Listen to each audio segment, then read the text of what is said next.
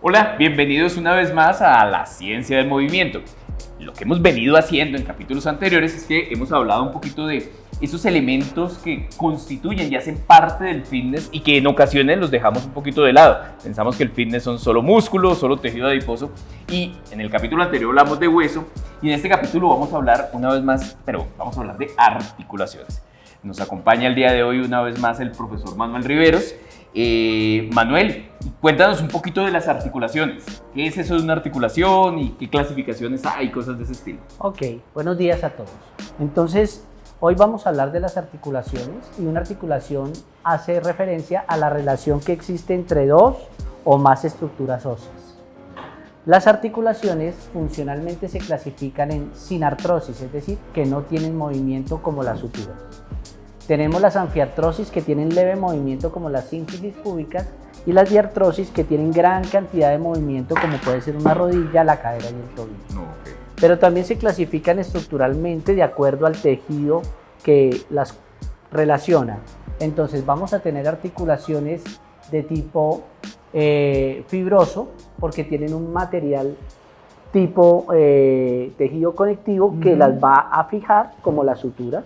Pero tenemos articulaciones que se relacionan por cartílago, y ese cartílago, en este caso como la sínfisis púbica, nos va a dar articulaciones de tipo cartilaginoso. Pero también tenemos las articulaciones sinoviales, como estas que tenemos acá, que la rodea un tejido conectivo que se llama cápsula articular y genera una cavidad donde vamos a encontrar algunas estructuras. Okay. En este modelo específicamente, que es obviamente de una vaca, en donde uno encuentra aquí la cadera, la rodilla, el tobillo, la cápsula es esto que la rodea, o sea, como cápsula, como su nombre lo indica, es eso que está allí alrededor. Claro, entonces esta bolsita que estamos levantando acá es la cápsula articular, entonces ella es la que va a rodear la articulación y la va a proteger. Okay. E internamente tiene una membrana que produce el líquido sinovial. Okay. Entonces cuando nosotros empezamos a mirar, y aquí ya se hizo la disección, pero nos damos cuenta que hay un líquido que parece clara de huevo, ese líquido es el que nosotros denominamos líquido sinovial. Okay. Que es importante cuando hacemos ejercicio para lubricar la articulación, para evitar lesiones que se produce durante el calentamiento. Perfecto, y no solamente eso, sino que nos contribuye también a la nutrición de la articulación, porque al estar entrando y saliendo ese líquido sinovial, lo que trae es productos nutrientes, pero está eliminando productos de desecho. Ok, perfecto, muy bien. ¿Y qué otros elementos tiene una articulación? Por lo menos entonces vamos a empezar a mirar específicamente desde la rodilla. Entonces ya dijimos que tiene una cápsula articular, que obviamente aquí ya la eliminamos. Nos damos cuenta, como dijimos en el capítulo inmediatamente anterior, que los huesos en sus extremos tenían las epífisis, pero las epífisis podemos darnos cuenta que están protegidas por cartílago. Okay. Esto que se ve brillante. Esto que se ve nacarado y brillante, esto es cartílago. Hay tres tipos de cartílago. Tenemos el cartílago elástico, que es el que tenemos en las orejas y en la nariz. Tenemos el cartílago hialino, que es este de las epífisis. Pero también tenemos este otro tipo de cartílago que estamos viendo aquí en esta estructura, que es un menisco, que es de carácter fibroso. Ok, perfecto. Este cartílago, o sea, en términos generales debe verse siempre así. Este es el que a veces cuando se vuelve poroso, de pronto como se ve en esta zona, es lo que produce la osteoartrosis, ¿cierto? Exactamente. Cuando nosotros empezamos a pensar en ese cartílago, que debe ser totalmente liso, que debe ser totalmente lubricado para facilitar los desplazamientos de la articulación, que en biomecánica los llamamos artrocinemática, sucede que cuando las superficies empiezan a desgastarse por los procesos de envejecimiento, por el ejercicio desarrollado inadecuadamente, ya la superficie no es lisa, y entonces va a empezar a friccionar y a generar mayor daño en la superficie del cartílago articular. Yo creo que aquí vale la pena tener en cuenta eso, porque es interesante el hecho de que cuando hacemos ejercicio, y el ejercicio es un ejercicio mal programado, mal diseñado, utilizamos cargas que son elevadas, En articulaciones, sobre todo como la rodilla, empieza a suceder este proceso, se va pelando este cartílago, pero esto muchas personas dicen, a mí no me pasa nada, no me duele, yo no siento nada, pero con el tiempo, 10 años o 20 años más adelante, cuando ya el daño es un poquito más extenso, pues ahí sí empiezan a tener dificultades en sus articulaciones y no cayeron en cuenta que había sido por un ejercicio que había sido mal programado, mal diseñado, de pronto 15, 20 o 30 años antes. Exactamente, entonces eso que es parte de la biomecánica del cartílago, en un capítulo próximo lo desarrollaremos a profundidad. Sin embargo, es importante tener en cuenta que este cartílago es un tejido altamente poroso. Tiene varias funciones que nos van a facilitar el movimiento, pero entonces al tener esas posibilidades de fricción, que es parte de esa biomecánica de ese cartílago, pero en una superficie que está totalmente alterada por las cargas que ha recibido, es como si fuéramos por una carretera destapada y nosotros necesitamos una carretera que esté totalmente pavimentada. Entonces, al meterle carga inadecuada a ese cartílago, lo que estamos haciendo es acabarlo de romper. Y no sé si ustedes se han preguntado alguna vez cuando ven a las personas cuando le colocan las cerraduras a los caballos, ¿por qué el caballito no se queja cuando están limando o cuando le están colocando los clavos? Porque este tejido llamado cartílago, igual al del casco, es un tejido avascular y no tiene inervación. Entonces, como no tiene vascularidad, no cicatriza. Y como no tiene inervación, no duele. Por consiguiente, esas personas que tú dices que están haciendo el ejercicio, que no me pasa nada, pero al cabo del tiempo van a tener las consecuencias, es porque no van a sentir nada, sino cuando lleguen a esta estructura que ya no hay cartílago y esto que se ve aquí es hueso. Que sí hay un montón de terminaciones nerviosas y ahí sí va a doler de una ahí forma sí le duele y entonces subir escaleras, bajar escaleras, y que habitualmente en esas condromalasias se ratifica o se explica que se tiene la sensación de que está uno rompiendo cascaritas de huevo y así le suena la rodilla.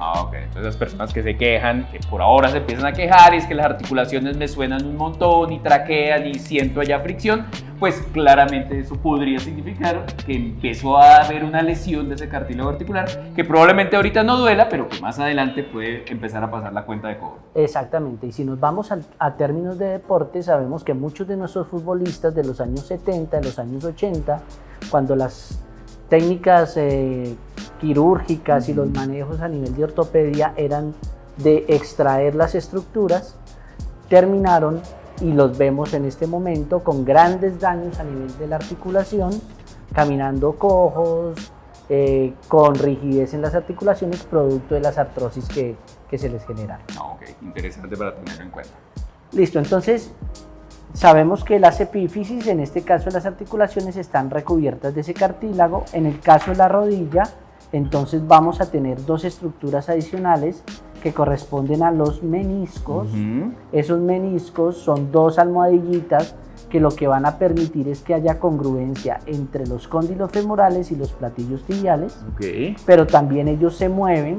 Acá nos vamos a poder dar cuenta cómo cuando yo flexiono se van hacia atrás, pero cuando yo extiendo se van hacia adelante, pero si yo hago una rotación, entonces uno se va hacia atrás y el otro hacia adelante, y si la hago en el sentido contrario, sucede lo mismo. Adicional a eso, vamos a tener unas estructuras aplanadas que nos van a relacionar hueso con hueso, y estas estructuras aplanadas que estamos viendo acá y que son longitudinales, o sea, sus fibras están todas en una sola dirección, son los ligamentos. ¿Qué hacen los ligamentos? Darnos estabilidad, por eso se llaman estabilizadores estáticos. Y darnos esa estabilidad es que coge allá, yo cojo acá, tratamos de sacar la articulación y no lo podemos hacer. Yo puedo meter estas pinzas acá y puedo hacer toda la fuerza del mundo para tratar de sacarlo, y es muy difícil. Entonces, en este caso están los colaterales. Si miráramos los cruzados que están aquí adentro, entonces acá tenemos, por ejemplo, el cruzado anterior, que va a evitar que la tibia se desplace hacia adelante, y tenemos el cruzado posterior, que va a evitar que, va a evitar que la tibia se desplace hacia atrás.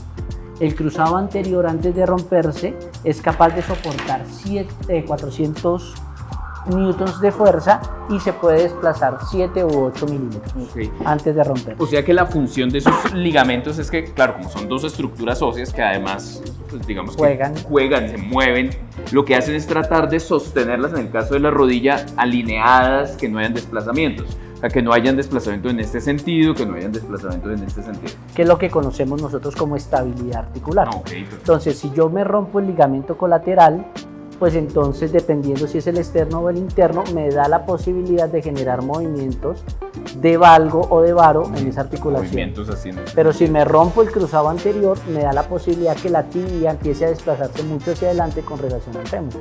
Y me obliga a que los isquiotibiales tengan que hacer mayor trabajo.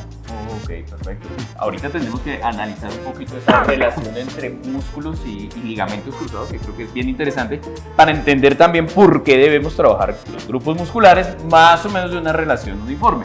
No todo es cuádriceps, no todos son isquiotibiales, sino mantener un balance obviamente entre ellos. Claro, por eso hablamos de del balance funcional, porque el balance funcional no es que tengamos el mismo nivel de fuerza en el cuádriceps que en el isquiotibial, sino que hay unas relaciones directas para que mecánicamente la rodilla, en este caso, funcione adecuadamente. Ok, perfecto. Bueno, adicional a esos ligamentos, como el colateral que acabamos de ver, a ese cartílago de las epífisis, a los meniscos, pues vamos a tener otras estructuras como por ejemplo esta que es el tendón, en este caso sería el tendón del cuádriceps.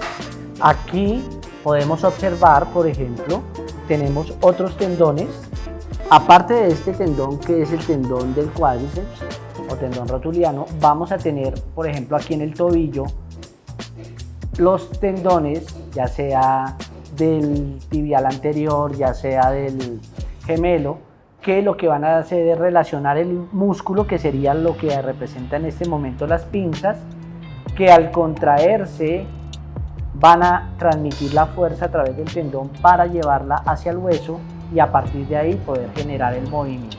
Okay. Esto es lo que se llama la vaina tendinosa, o sea, por donde se mueve el tendón. Exacto. Entonces, fíjense que aquí yo estoy desplazando el tendón dentro de esa vaina o dentro de esa funda, que va a permitir que él se deslice adecuadamente, y ahí también hay líquido sinovial que facilita el deslizamiento. Ok, perfecto.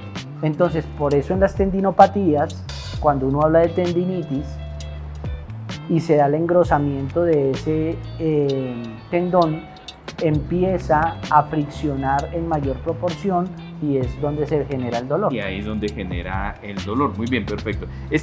Como decías, Manuel, es el tendón del cuádriceps. O sea, esta sería más o menos aquí adelante la tuberosidad tibial, ¿cierto? El tendón, y esta es la rótula, que sería el hueso redondito que tenemos acá, ¿cierto? Claro. Y ahí hay una cosa importante, esta rótula hace la función de polea. Por eso dentro de la clasificación de las articulaciones, una es de tipo troclear, es decir, que funciona como una polea. Entonces, si quieres, hagamos el ejercicio. Yo sostengo acá, tú que eres más fuerte. Este sería como el cuádriceps. El cuádriceps, que va a hacer la fuerza, y miren cómo extiende la rodilla. Ah, ok, muy bien. Se transmite la fuerza a través de ese tendón, pero se soporta para favorecer la fuerza en esta rótula, para que se convierta en una polea. O sea, y aquí me llama mucho la atención cómo se produce de todas maneras una fricción entre el fémur, o sea, y la patela o la rótula. Esto, cuando suena, es lo que llaman el roce patelofemoral. Sí, y fíjate que tú vas ahí perfectamente entre el surco intercondilio, que en el caso nuestro es pues mucho más grande, pero miren cómo es la rótula por detrás, que casa perfectamente con ese surco intercondilio. Entonces, en ese momento se desliza adecuadamente.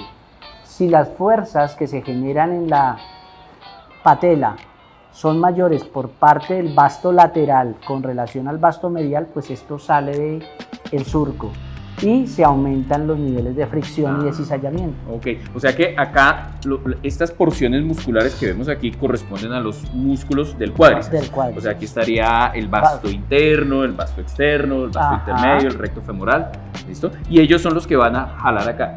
Lo que tú dices es, si hay fuerzas que desplacen uno más que otro, empieza a salirse de ese surco y empieza a rozar y ahí empezamos a generar dificultades. Y si lo llevamos a plano del fitness, cuando las personas hacen la sentadilla con peso y fuera de eso que colocan supuestamente los pies hacia afuera o hacia adentro para solicitar más un vasto lateral o un vasto medial, lo que están haciendo es generando transformaciones en este vector de fuerza por las rotaciones. Pues hagámoslo acá, miren la rotación, si yo lo roto acá, si yo lo roto acá, e inmediatamente saco del surco y empiezo a desgastar la articulación. Ya sabemos que no vamos a sentirlo, sino que hasta que se dañe el tejido y lleguemos a hueso, vamos a empezar a sentir el dolor. Okay. Bastante común y ponerse a inventar en el caso de los ejercicios. O sea que como conclusión podemos decir que el ideal dentro de la ejecución de los ejercicios es mantener el alineamiento y no empezar a hacer esos movimientos de rotación con el pie. Por eso es que estamos hablando de los tipos de articulaciones y cada tipo de articulación pues va a tener una función, ¿cierto? Entonces si yo hablo del hombro, que es para alcanzar objetos, pues debe tener en todas las direcciones movimiento. Pero si yo hablo del codo, el codo simplemente me va a generar la flexión y la extensión o me va a generar la pronación y la supinación de acuerdo a las actividades que yo desarrolle. Cuando yo me pongo a inventar ejercicios que me sacan de la línea original de lo que hace una articulación o de la posibilidad de movimiento que tiene una articulación, ahí es donde yo empiezo a generar daños, ya sea en la articulación o en estructuras cercanas a la articulación. Bien, perfecto. Yo creo que fue muy interesante lo que Manuel nos acabó de explicar un poquito de cuál es este comportamiento. ¿Te parece, Manuel, si para poder observar un poco más y hacer el cierre de la rodilla o para poder mirar las estructuras internas de la rodilla, quitamos esta partecita y volvemos ahorita charlando de cómo es el comportamiento interno? Me parece perfecto. Solo que recordemos que aparte de las estructuras que acabamos de enumerar, como los ligamentos, como la cápsula, como los meniscos en el caso de la rodilla que es fibrocartílago y el cartílago hialino de las epífisis, también hay otros componentes como grasa, como los tendones que llegan directamente a las estructuras para generar los movimientos. Ok, perfecto. Y las bursas. Sí, bueno, acá no las tenemos, pero esta grasita sobre todo es muy importante porque esta tiende a inflamarse. Y la inflamación de esta grasa, que se llama la grasa de Hoffa, la patología que se llama ofitis, es relativamente frecuente en personas que hacen ejercicio físico, sobre todo cuando hay flexiones muy profundas de la rodilla. Claro, y entonces ahí nos toca desde el diagnóstico diferencial determinar si es una tendinopatía o es una ofitis o una bursitis, pues, un montón de cosas ahí. Listo, perfecto. Vale. Listo. Entonces abrámoslo y miramos ahorita. Listo, perfecto.